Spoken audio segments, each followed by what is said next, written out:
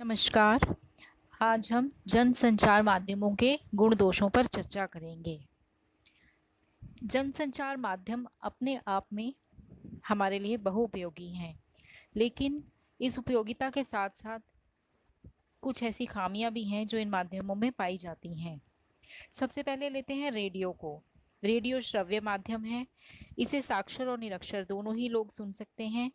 बैठकर, लेटकर या काम करते समय हम लोग रेडियो सुन सकते हैं और उसका लाभ ले सकते हैं। कमी क्या है, दोष क्या है इसका? हमें इसमें कार्यक्रम के प्रसारण समय की प्रतीक्षा करनी पड़ती है। समझने के लिए शब्दकोश नहीं मिल सकता, मतलब अगर कोई कठिन शब्द उस समय हम सुन लेते हैं तो हम तुरंत उस शब्द का अर्थ नहीं खोज पाते। दोबारा हम उसी कार्यक्रम को नहीं सुन सकते। जो रेडियो कार्यक्रम प्रसारित होते हैं वो अपने नियत समय पर ही प्रसारित होते हैं। अगर हम बाद में उन्हें सुनना चाहें तो उन कार्यक्रमों को हम नहीं सुन सकते हैं। तो ये तो थे रेडियो के गुण और दोष। अब चर्चा करते हैं टीवी पर।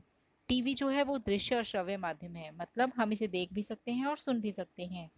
इस पर खबर सीधी दर्शकों तक आती है और खबरों की पुष्टि दिखाई जाती है। कहने का अभिप्राय ये है कि टीवी पर दिखाई जाने वाली कोई भी खबर जो है वो निराधार नहीं होती है, बाकायदा उसकी पुष्टि की जाती है।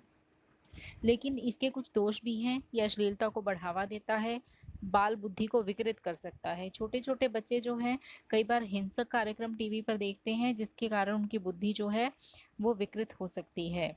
एक ही कार्यक्रम को हम लोग बार बार नहीं देख सकते हैं। तो ये थी टीवी के गुण और दोष। अब आते हैं प्रिंट माध्यम पर। प्रिंट माध्यम जिसमें अखबार, मैगजीन्स वगैरह आती हैं, तो इन्हें हम जब जब चाहें पढ़ सकते हैं। छपे हुए शब्दों में स्थायित्व होता है, मतलब इनका एक ठोस आधार होता है और पढ़ते समय हम किसी भी विषय वस्तु पर विचार कर सकते हैं। लेकिन इसका दोष क्या है कि प्रिंट माध्यम जो है वो केवल साक्षर लोगों तक ही सीमित है, साक्षर लोगों के लिए ही उपयोगी हैं। तुरंत घटित घटना की जानकारी भी प्रिंट माध्यम से हमें नहीं मिल सकती है और भाषा संबंधी गलतियां इन्हें सुधारनी पड़ती हैं।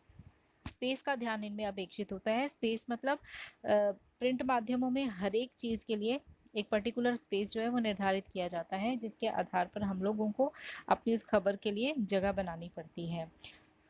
तो ये तो थे प्रिंट माध्यम के गुण और दोष। अब आते हैं इंटरनेट पर। एक ही स्थान पर रहकर विश्व भर में जुड़ना हो तो इंटरनेट से अच्छा माध्यम कोई हो ही नहीं सकता है। ये ना सिर्फ एक माध्यम है बल्कि ये औजार का भी काम करता है। और इंटरनेट मनोरंजन के साथ साथ ज्ञानवर्धन का कार्य भी करता है।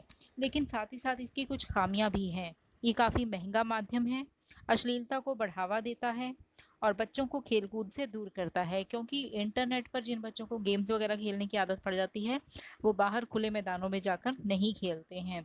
तो इसीलिए ये इसका बहुत बड़ा दोष माना जाता है कि इंटरनेट जो है वो बच्चों को खेल कूद से दूर करता है। तो ये थे जनसंचार माध्यम जैसे रेडियो, टीवी, प्रिंट माध्यम और इंटरनेट।